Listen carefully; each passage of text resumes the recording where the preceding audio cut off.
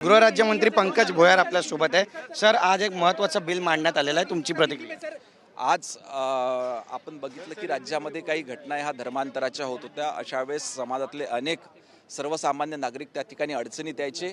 मंत्रिमंडळाने मान्यता दिल्यानंतर राज्यातल्या इतर देशातल्या इतर राज्यांनी ज्या पद्धतीचा धर्म स्वातंत्र्य कायदा तयार केलेला होता, आज महाराष्ट्र सरकारने देखील तो विधानसभेमध्ये ठरवला। विरोधक याला सहकार्य करतील असं वाटतंय?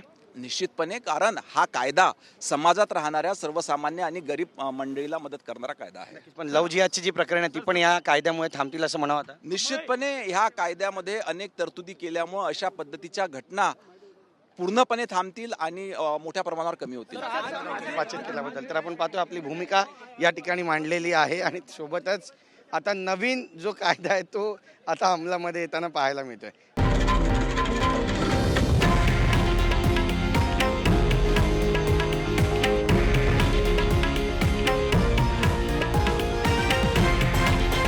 हे आहे देशातील नंबर 1 न्यूज नेटवर्क आणि आपण पाहत आहात TV9 मराठी, एकमेव।